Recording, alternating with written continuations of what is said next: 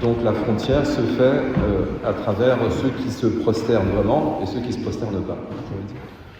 Voilà, puisqu'Hérode a l'intention de se prosterner, bon, c'est très bien le massacre des saints innocents, donc son intention, bien sûr, n'est pas du tout celle de s'incliner devant le roi, en tout cas tel qu'il est annoncé par Isaïe, et puis qui accompagne la démarche des rois mages. Bon, donc s'incliner, ça veut dire faire offrande, tout simplement. Bon, ça veut dire reconnaître, alors on dit, vous savez, la crainte de Dieu. Alors c'est un mot qu'on retraduit, pour pas que les gens aient peur, cette crainte filiale qui fait que nous reconnaissons Dieu pour Père, et pour que cette alliance ou cette filiation puisse se mettre en œuvre, il faut se prosterner. En tout cas, il faut remettre quelque chose de notre vie à celui qui peut accomplir ce qui ne sera pas accompli sans que nous fassions notre offrande. Donc l'offrande alors elle est intéressante parce que de fait c'est une épiphanie pour les nations, et donc ça veut dire que tous peuvent entrer dans l'alliance. Donc c'est plutôt une bonne nouvelle. Enfin, il n'y a pas d'élitisme là-dedans, à part cette simple, encore une fois, condition pour faire alliance, à savoir bien sûr notre consentement. Donc les rois mages font offrande. Alors je trouve intéressant, comme je disais cette semaine dans une homélie, ce qui m'arrangeait par rapport à l'homélie dimanche dernier, c'est qu'il n'y a plus Joseph dans la crèche, il n'y a plus que Jésus, l'enfant et sa mère. Je vous relis le passage, bien sûr, vous vérifierez. Hein. L'étoile qu'ils avaient vue à l'Orient les précédait. Bon, l'Orient, bien sûr, hein, c'est le soleil levant. C'est là d'où... C'est cette orientation qui fait que notre offrande est transfigurée. Vraiment, nos églises devraient être orientées du côté de l'Orient. Ce n'est pas toujours le cas, hein. Mais si vous voulez, c'est pour entrer dans la dimension spatiale de l'offrande. Évidemment, l'orientation la plus proche pour nous, c'est l'autel. Hein. Voilà. Mais c'est encore une fois ce qui fait que tout s'oriente du côté de celui qui peut transfigurer nos vies. C'est une fête de la lumière. Hein. Ça a fait écho d'ailleurs à la nuit de Noël. Hein. Dans Isaïe, hein, la lumière s'est levée dans les ténèbres. Je me souviens un peu de ce qui était dit au début, les nations marcheront vers ta lumière. Alors donc, cette orientation fait que les rois mages, je ne sais plus où j'en étais d'ailleurs, bon, on va revenir aux rois mages. Alors donc les rois mages font ce long voyage guidé par une étoile, et puis ils s'arrêtent donc là où Joseph est absent. Non, là où l'enfant et sa mère sont présents. Ah oui, c'est ça que je devais vu. Alors, ils ont vu leur plein, et elle vint s'arrêter au-dessus de l'endroit où se trouvait l'enfant. Ils se réjouirent d'une très grande joie, voilà, la joie spirituelle. Ils virent l'enfant avec Marie, sa mère. Donc Joseph n'est plus là. C'est pas où il est, hein. Bon, voilà. Ces deux textes ne nous révèlent pas, c'est pas important. Par contre, s'il est absent, ça veut dire que la part de Joseph a sûrement été accomplie, pour me dire. Alors j'avais commenté un peu ça pendant l'Avent ou à Noël, je suis bien, pour rappeler que quand la part du prophète est accomplie, il ne reste que le Messie. Sergent Baptiste fait son travail, puis il faut qu'il grandisse et que moi je diminue. Alors, vous savez, voilà, le prophète montre le Messie. Joseph obéit à ce que l'ange lui propose, hein, à plusieurs reprises, hein, la fuite en Égypte, le songe de Joseph, c'est toujours de nuit hein, que Joseph est visité par l'ange, et puis voilà, il fait donc son offrande. Peut-être que Joseph nous dit qu'il faut faire l'offrande. Alors, je l'ai détaillé, hein, cette offrande, et puis chacun mettra la sienne.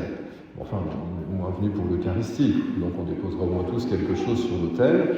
Alors Joseph, comme Jean-Baptiste, il est celui qui doit prendre en charge l'enfant et sa mère.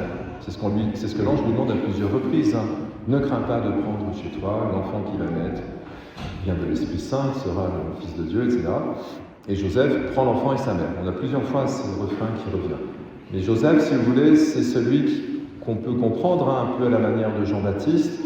C'est celui qui vient montrer autre chose. Il vient déposer son offrande. Le fait qu'il la dépose fait advenir ce que j'ai appelé une maternité spirituelle.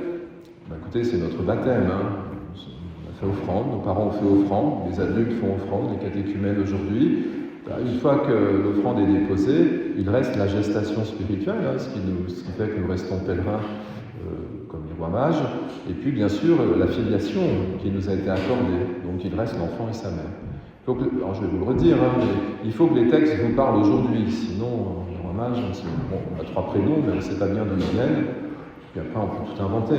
Mais ce qui est important, c'est de se dire, est-ce que nous marchons comme les rois mages à leur suite, Et puis une fois que vous êtes arrivé à la crèche, il se passe quelque chose qui est de l'ordre plutôt de Jésus et sa mère. C'est-à-dire que Marie nous invite à cette maternité, voilà. Et puis Jésus, bien sûr, nous invite à la filiation.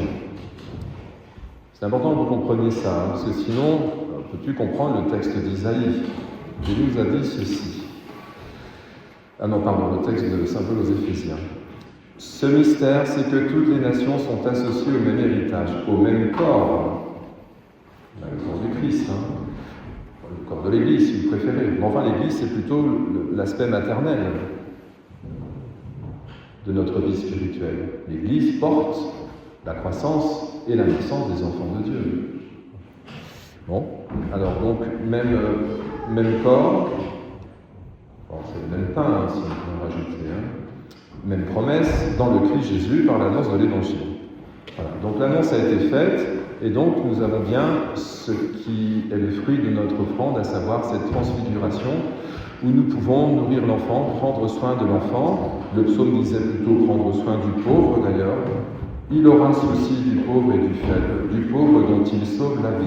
Il délivrera le pauvre qui appelle et le malheureux sans recours. Écoutez, c'est aussi nous, ça encore. Le pauvre que nous portons, c'est celui que Dieu visite, et la royauté du Christ, c'est ce qui était dit, donne au roi tes pouvoirs, à ce fils de roi ta justice, qu'il gouverne ton peuple avec justice. Alors voilà, donc on va entrer clairement dans l'offrande et puis dans votre baptême. Alors je rappelle que les 3 offrandes qui sont faites, et d'ailleurs il n'y en a que 2 chez Isaïe, ça va, je ne vous ai pas perdu encore. Alors Isaïe, donc, il y a uniquement l'or et l'encens.